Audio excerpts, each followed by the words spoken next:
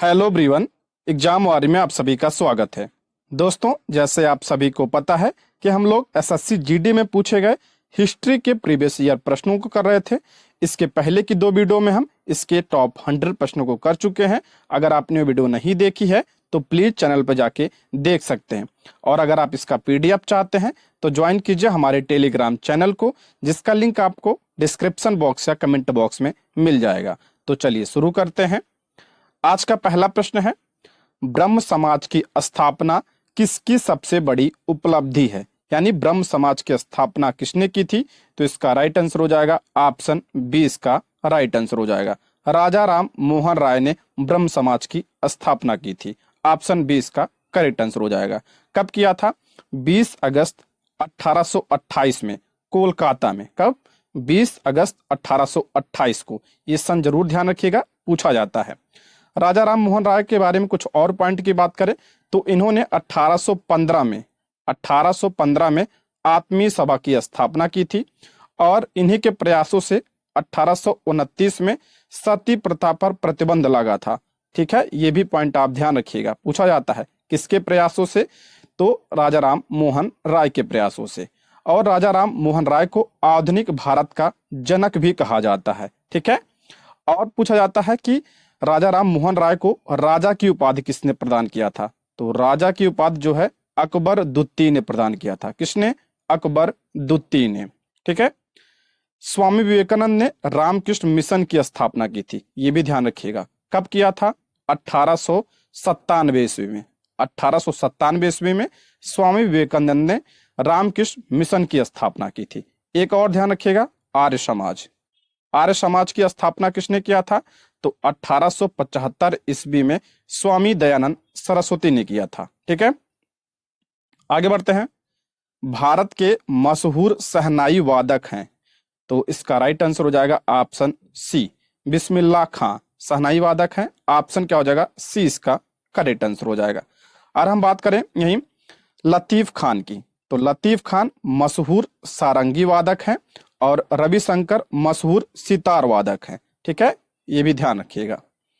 अगला प्रश्न है, प्लासी का युद्ध कौन से वर्ष में लड़ा गया था? प्लासी का युद्ध कब हुआ था? तो इसका राइट आंसर हो जाएगा आपका ऑप्शन बी, 1757। ऑप्शन बी इसका राइट आंसर हो जाएगा। कब हुआ था? 23 जून 1757 को प्लासी का युद्ध हुआ था। पूछा जाता है किसके बीच हुआ था? तो यह युद्ध अंग्रेज और बंगाल के नवाब सिराजुद्दौला के बीच लड़ा गया था। किसके बीच? अंग्रेज और बंगाल के नवाब सिराजुद्दौला के बीच। और पूछा जाता है कि अंग्रेजों का नेतृत्व किसने किया था? तो क्लायू ने किया था। लॉर्ड क्लायू ने प्लासी के युद्ध का नेतृत्व किया था अंग्रेजों की तरफ से। और इसमें विजयी कौन रहा था? इसमें अंग्रेज जो है विजयी हुए थे। अगला है, भारत का लौह पुरुष किसे कहा जाता है? सभी को पता होगा भारत का लौह पुरुष किसे कहा जाता है? तो ऑप्शन डी इसका राइट आंसर हो जाएगा सरदार वल्लभ भाई पटेल को कहा जाता है लौह पुरुष। वल्लभ भाई पटेल को भारत का लौह पुरुष कहा जाता है। बाल गंगाधर तिलक को क्या कहा जाता है? तो लोकमान्य। ठीक है, ये भी ध्यान रखिएगा। रविन्द्रनाथ टैगोर ने 1915 में मोहनदास करमचंद गांधी को महात्मा की उपाधि दी थी, ये भी ध्यान रखिएगा। डायरेक्ट प्रश्न बनता है कि महात्मा गांधी को महात्मा की उपाधि किसने दिया था? तो रविन्द्रनाथ टैगोर ने दिया था। कब दिया था? 1915 में दिया था। अगला प्रश्न है, स्वतंत्रता के बाद भारत के पहले उप प्रधानमंत्री कौन हुए? स्वतंत्रता के बाद भारत के पहले उप प्रधानमंत्री कौन हुए थे? तो इसका राइट आंसर हो जाएगा ऑप्शन ए, सरदार वल्लभ भाई पटेल। ऑप्शन क्या हो जाएगा? ए इसका करेक्ट आंसर हो जाएगा। कुछ और पॉइंट की बात करें, देखिए व्याख्या बहुत इंपॉर्टेंट है। किससे? क्योंकि इससे ना कई सारे प्रश्न आपके क्लियर हो जाते हैं। स्वतंत्रता के बाद भारत के पहले उप प्रधानमंत्री सरदार वल्लभ भाई पटेल थे। मोरारजी देसाई की बात करें तो मोरारजी देसाई भारत के स्वतंत्रता सेनानी और देश के चौथे प्रधानमंत्री थे मोरारजी देसाई। जगजीवन राम भारत के प्रथम दलित उप प्रधानमंत्री थे। प्रथम दलित उप प्रधानमंत्री कौन थे? तो आपका जगजीवन राम। चौधरी चरण सिंह भारत के 5वें प्रधानमंत्री थे। ये जो ऑप्शन में दिया है उसके बारे में है ये। ठीक है, अगला प्रश्न है, 1793 में जमींदारी प्रणाली किसके द्वारा शुरू की गई थी? 1793 में जमींदारी प्रणाली किसके द्वारा शुरू की गई थी? तो इसका राइट आंसर हो जाएगा ऑप्शन बी, कार्नवालिस के द्वारा। ऑप्शन बी इसका राइट आंसर हो जाएगा। जमींदारी प्रणाली को ही आप अस्थाई बंदोबस्त कहा जाता है, ठीक है, अस्थाई बंदोबस्त इसी को कहा जाता है, तो इसको भी ध्यान रखिएगा, ठीक है।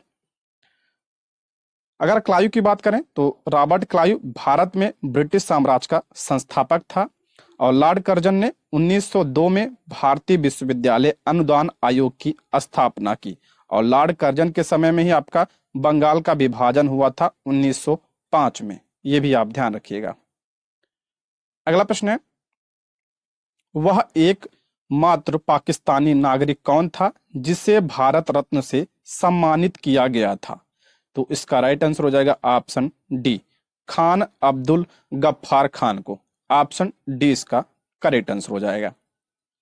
खान अब्दुल गफ्फार खान एकमात्र पाकिस्तानी नागरिक थे जिन्हें भारत रत्न से सम्मानित किया गया। ये कब दिया गया था इन्हें? तो इन्हें 1987 में दिया गया था। खान अब्दुल गफ्फार खान को सीमांत गांधी तथा बादशाह खान के नाम से भी जाना जाता है। सीमांत गांधी पूछा जाता है, जरूर ध्यान रखिएगा किसे कहा जाता है, तो खान अब्दुल गफ्फार खान को कहा जाता है। और इन्होंने लाल कुर्ती आंदोलन चलाया था, ये भी आप ध्यान रखिएगा, लाल कुर्ती आंदोलन, ठीक है। बेनजीर भुट्टो की बात करें तो बेनजीर भुट्टो पाकिस्तान की पहली महिला प्रधानमंत्री थी। नेक्स्ट बढ़ते हैं, भारतीय जनता पार्टी यानी बीजेपी की स्थापना डैश द्वारा स्थापित भारतीय जनसंघ में निहित है? तो इसका राइट आंसर हो जाएगा ऑप्शन ए, श्यामा प्रसाद मुखर्जी द्वारा स्थापित कौन सा? तो आपका भारतीय जनसंघ में निहित है। ऑप्शन ए इसका करेक्ट आंसर हो जाएगा। ये 2019 का प्रश्न है। ये देखिए, भारतीय जनता पार्टी बीजेपी की स्थापना श्यामा प्रसाद मुखर्जी द्वारा स्थापित भारतीय जनसंघ में निहित है। अटल बिहारी वाजपेयी भारत के 3 बार प्रधानमंत्री रह चुके हैं और लाल कृष्ण आडवाणी भारतीय जनता पार्टी के वरिष्ठ नेता। अगर पूछे भारतीय जनता पार्टी की स्थापना कब हुई थी, तो ये आपका 1980 में हुई थी। अगला है, निम्नलिखित में से कौन विश्व विरासत स्थल नहीं है? विश्व विरासत स्थल कौन सा नहीं है? तो इसका राइट आंसर हो जाएगा ऑप्शन सी, आदमगढ़ शैलाश्रम। ऑप्शन क्या हो जाएगा? सी इसका राइट आंसर हो जाएगा। आदमगढ़ शैलाश्रम विश्व विरासत स्थल नहीं है। यह मध्य प्रदेश राज्य के होशंगाबाद नगर में स्थित है। कहाँ पे है? तो होशंगाबाद मध्य प्रदेश में है आदमगढ़ शैलाश्रम। आगरा का किला कहाँ पे है? तो आगरा में सभी को पता है। भीमबेटका मध्य प्रदेश में है। अजंता की गुफाएं कहाँ है? महाराष्ट्र में। और ये सब क्या है? विश्व विरासत स्थल है, ठीक है। जो ऑप्शन में है उसके बारे में दिया सारा। अगला प्रश्न है, रजिया सुल्तान के पिता कौन थे? रजिया सुल्तान के पिता कौन थे? तो इसका राइट आंसर हो जाएगा option B, Iltutmish. Option B इसका करेक्ट आंसर हो जाएगा। रजिया सुल्तान के पिता इल्तुतमिश थे। मोहम्मद तुगलक दिल्ली सल्तनत में तुगलक वंश का शासक था। बलबन की बात करें तो बलबन दिल्ली सल्तनत में गुलाम वंश का शासक था। और कैकुबाद बलबन का पोता था। ये जो ऑप्शन में दिया था उनके बारे में है ये। अगला प्रश्न है, निम्नलिखित में से कौन सा एक नवपाषाण सांस्कृतिक स्थल नहीं है? नवपाषाण सांस्कृतिक स्थल कौन सा नहीं है? तो ऑप्शन डी इसका राइट आंसर हो जाएगा, कुंतासी। Option D. बाकी मेहरगढ़, कोल्ढीवा, बुर्ज होम, ये क्या है? नवपाषाण काल के स्थल हैं। कुंतासी नवपाषाण सांस्कृतिक स्थल नहीं है। यह सिंधु घाटी सभ्यता से संबंधित बंदरगाह के रूप में जाना जाता है, कुंतासी। मेहरगढ़ नवपाषाण काल से संबंधित है। यहाँ से पशुपालन के साक्ष्य प्राप्त हुए हैं। किसके? पशुपालन के साक्ष्य। कोल्ढीवा की बात करें तो कोल्ढीवा से धान की भूसी मिली थी। और बुर्ज होम को प्लेस ऑफ बिल्ज कहा जाता है। बुर्ज होम कहाँ पे है? तो जम्मू कश्मीर में स्थित है। अगला प्रश्न है, भारत में स्वदेशी आंदोलन के दौरान स्वराज ध्वज किसने डिजाइन किया? स्वदेशी आंदोलन के दौरान स्वराज ध्वज का डिजाइन किसने किया था? तो इसका राइट आंसर हो जाएगा ऑप्शन बी, महात्मा गांधी ने। ऑप्शन बी इसका करेक्ट आंसर हो जाएगा। भारत में स्वदेशी आंदोलन के दौरान स्वराज ध्वज महात्मा गांधी ने डिजाइन किया था। महात्मा गांधी ने चरखे के साथ घूमते हुए चक्र का निशान बनाया था। अगला प्रश्न है, स्वराज मेरा जन्मसिद्ध अधिकार है और मैं इसे लेकर रहूंगा, यह नारा निम्नलिखित में से किसने दिया था? सभी को पता होगा। देखिए 2019 के शिफ्ट थर्ड में यह प्रश्न बना है, तो किसने दिया था? तो ऑप्शन ए बाल गंगाधर तिलक। ऑप्शन ए इसका राइट आंसर हो जाएगा। स्वराज मेरा जन्मसिद्ध अधिकार है और मैं इसे लेकर रहूंगा, यह नारा बाल गंगाधर तिलक ने दिया था। दादा भाई नौरोजी को grand old man of India कहा जाता है। Grand old man of India किसे कहा जाता है? दादा भाई नौरोजी को। गोपाल कृष्ण गोखले ने 1905 में सर्वेंट ऑफ इंडिया की स्थापना की। 1905 में सर्वेंट ऑफ इंडिया की स्थापना किसने? गोपाल कृष्ण गोखले ने। ये सब प्रश्न बनते हैं, तो इसको भी आप ध्यान रखिएगा, ठीक है। आगे बढ़ते हैं। कैलाश पर्वत को हिलाते हुए रावण नामक लोकप्रिय चित्रण निम्न में से किस गुफा में चित्रित किया गया है? तो इसका राइट आंसर हो जाएगा ऑप्शन बी, एलोरा की गुफाओं में। ऑप्शन बी इसका राइट आंसर हो जाएगा।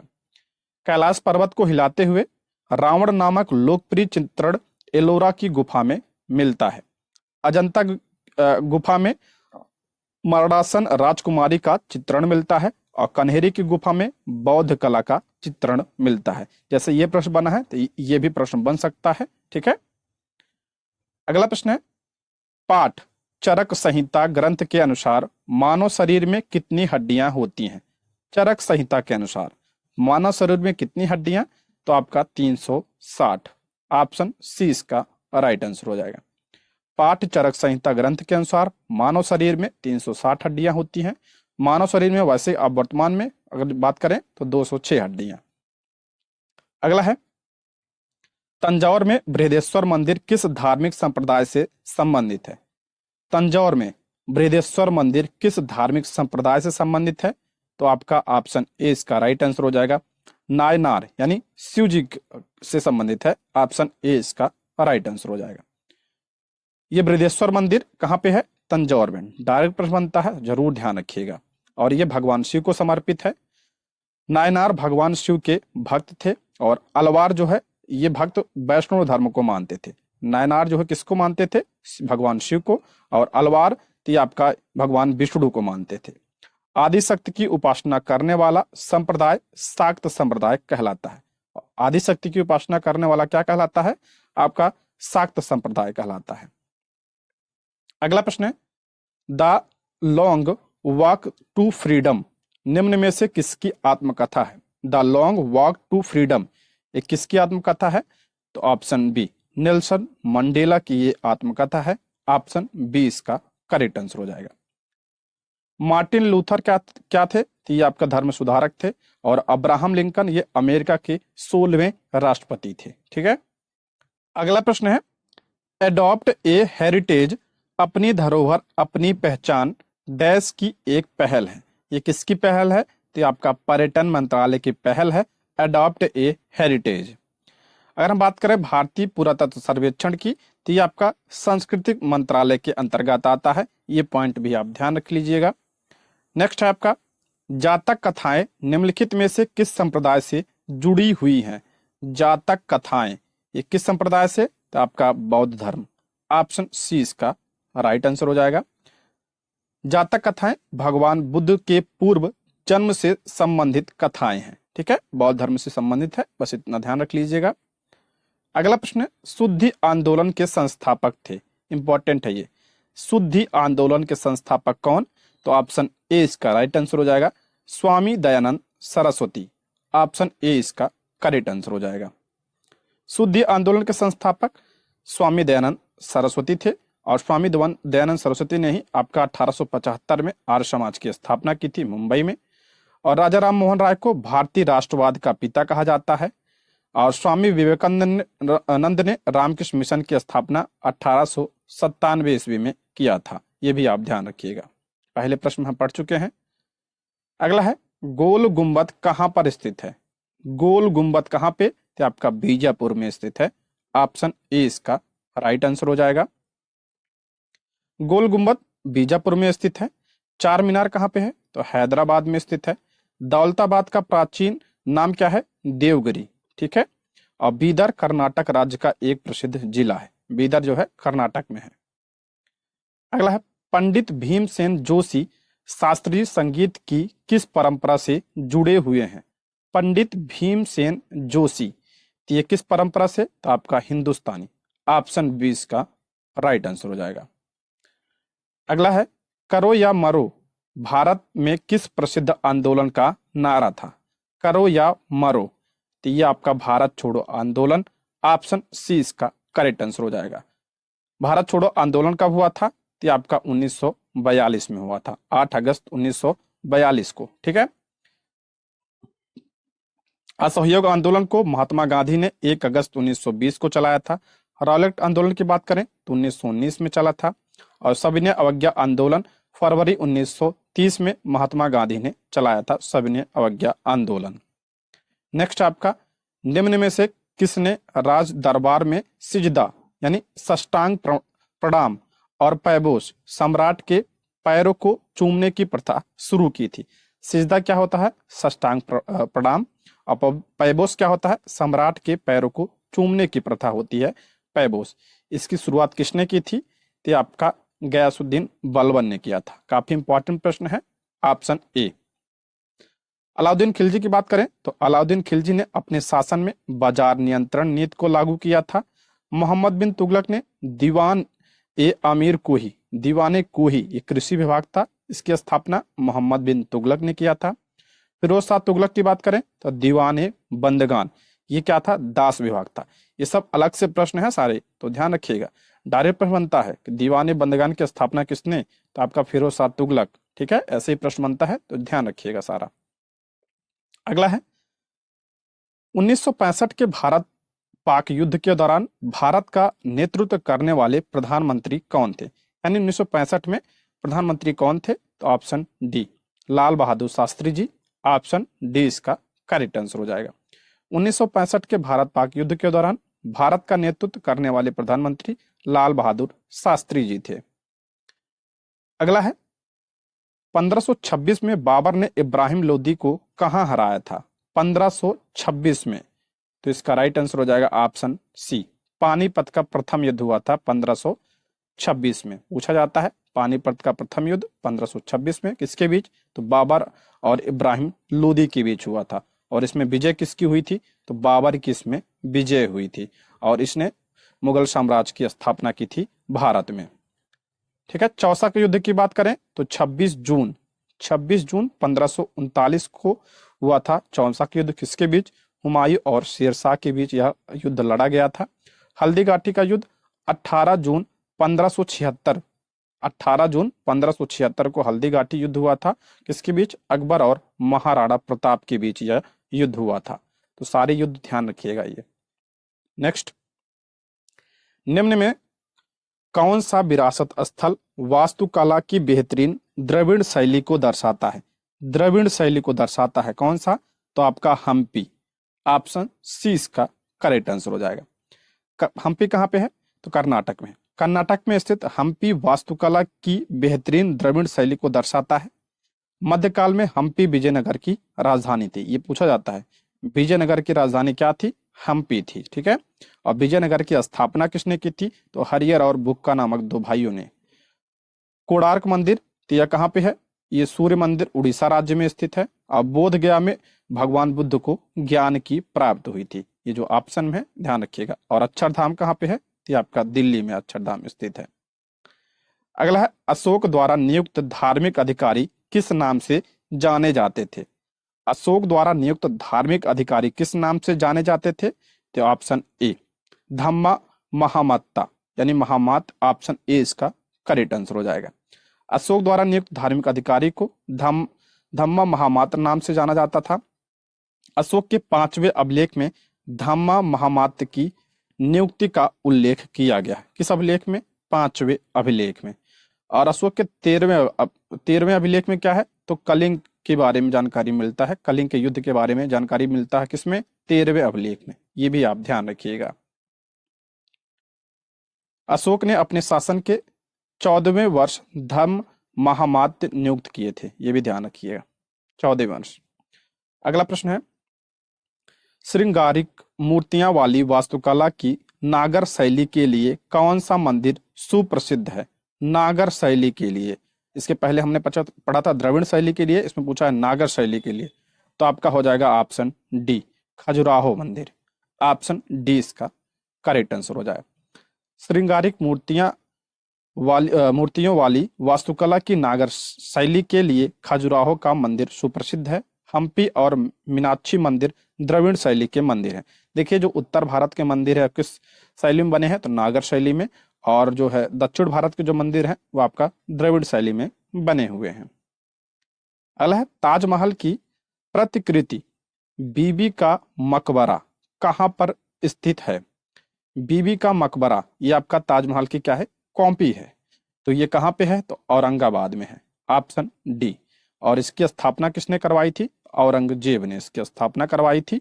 ठीक है, बीबी का मकबरा चंदरनगर फ्रांस का उपनिवेश था। 1950 में उसे भारत में मिला लिया गया, चंदरनगर। ठीक है, ऑप्शन में दिया है, उसके बारे में है ये। ठीक है, अगला प्रश्न है, वैदिक काल के महत्वपूर्ण देवताओं के सही समूह का चयन करें।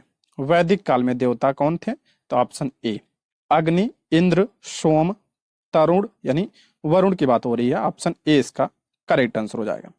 वैदिक काल के महत्वपूर्ण देवताओं में जो समूह है आपका इंद्र, सोम, तरुण। इंद्र वर्षा के देवता थे, इनको पुरंदर कहा गया है वैदिक काल में।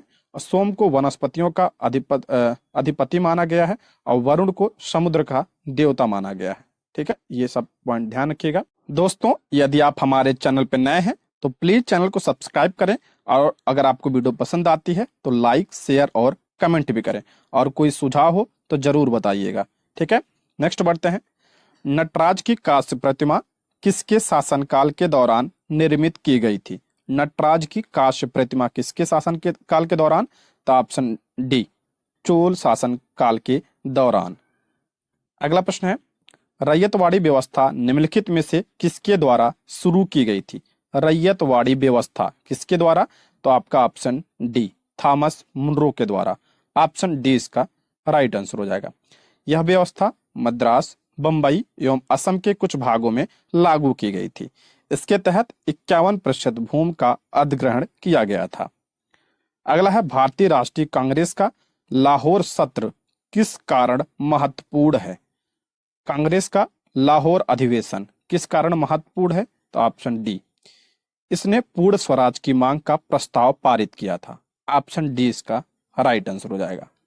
31 दिसंबर 1929 को राष्ट्रीय कांग्रेस का लाहौर अधिवेशन हुआ। इस अधिवेशन में पूर्ण स्वराज की मांग का प्रस्ताव किया गया। जवाहरलाल नेहरू इस अधिवेशन के अध्यक्ष चुने गए थे। दोनों ध्यान रखिएगा, 1929 में हुआ था, और इसकी अध्यक्षता किसने किया था? तो पंडित जवाहरलाल नेहरू ने इसकी अध्यक्षता की थी।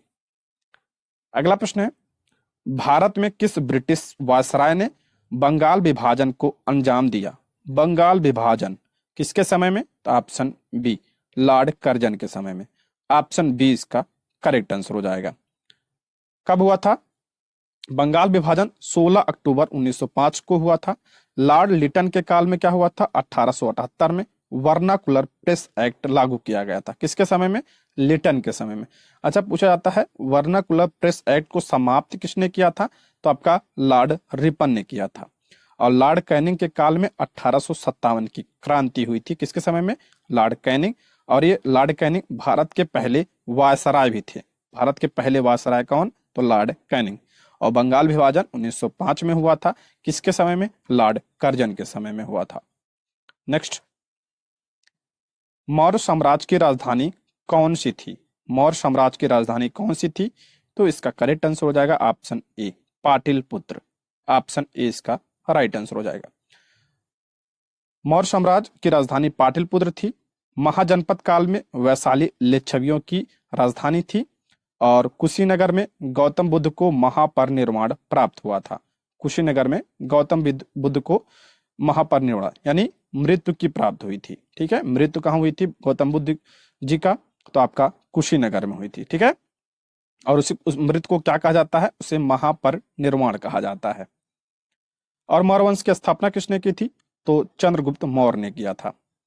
अगला प्रश्न है, पैगंबर मोहम्मद की जयंती को मनाने के लिए कौन सा त्योहार मनाया जाता है? पैगंबर मोहम्मद की जयंती को मनाने के लिए कौन सा त्योहार? तो ऑप्शन डी इसका राइट आंसर हो जाएगा, मिलाद उन नबी त्योहार मनाया जाता है। ऑप्शन डी इसका करेक्ट आंसर हो जाएगा। ईद उल फितर मुसलमान रमजान के एक महीने बाद एक मजहबी खुशी का त्योहार मनाते हैं, ईद उल फितर। ठीक है। अगला है, आगरा की मोती मस्जिद किस मुगल शासक से संबंधित है? आगरा की मोती मस्जिद, ये आपका शाहजहां। ऑप्शन ए इसका राइट आंसर हो जाएगा। आगरा की मोती मस्जिद का निर्माण शाहजहां ने करवाया था, जबकि दिल्ली की मोती मस्जिद का निर्माण औरंगजेब ने करवाया था। ध्यान रखिएगा, अगर दिल्ली का पूछा जाए तो औरंगजेब, और आगरा का किसने? तो शाहजहां ने करवाया था। शाहजहां ने दिल्ली में लाल किले की भी स्थापना करवाई थी। ठीक है। अगला है, रॉलेट एक्ट सत्याग्रह कब और किसके द्वारा चलाया गया था? रॉलेट एक्ट सत्याग्रह ये कब चला था? 1919 में। किसने चलाया था? महात्मा गांधी। ऑप्शन डी इसका राइट आंसर हो जाएगा। रॉलेट एक्ट 1919 में आया था, और रॉलेट एक्ट को काला कानून भी कहा गया। ये गांधी जी ने कहा था काला कानून रॉलेट एक्ट को। नेक्स्ट है आपका, भक्ति संत अंडाल निम्नलिखित धार्मिक संप्रदाय में से किससे संबंधित थी? भक्ति संत अंडाल किस धार्मिक संप्रदाय से संबंधित थी? ऑप्शन डी वैष्णव। ऑप्शन डी इसका राइट आंसर हो जाएगा। ठीक है। अंडाल दक्षिण भारत के 12 अलवार संतों में से एक है। पूछा जाता है अलवार संखों की संख्या कितनी थी? तो 12। इन्हें दक्षिण की मीरा कहा जाता है। यह भी प्रश्न बन सकता है, दक्षिण की मीरा किसे? दक्षिण की मीरा किसे? तो आपका अंडाल को कहा जाता है। अगला है, गंधार कला शैली। गंधार कला शैली स्कूल ऑफ आर्ट किस राजवंश के तहत विकसित हुई? मोस्ट इंपॉर्टेंट है ये, कुषाण वंश। ऑप्शन ए इसका राइट आंसर हो जाएगा। अगला प्रश्न है, स्वच्छता स्वतंत्रता से अधिक महत्वपूर्ण है, यह किसने कहा था? स्वच्छता स्वतंत्रता से अधिक महत्वपूर्ण है, यह कथन किसका है? तो आपका महात्मा गांधी जी का है। ऑप्शन सी इसका राइट आंसर हो जाएगा। अगला है, राग मियां मल्हार का सृजन किसने किया था? राग मियां मल्हार ये राग है, इसका सृजन किसने? तो आपका तानसेन ने किया था। ऑप्शन सी इसका करेक्ट आंसर हो जाएगा। अमीर खुसरो की बात करें तो अमीर खुसरो ने एक नवीन राग शैली ईमान जिल्फ साजगरी को जन्म दिया, और भारतीय गायन में कव्वाली और सितार को अमीर खुसरो की देन माना जाता है। कव्वाली और सितार का, ठीक है, ये भी ध्यान रखिएगा आप।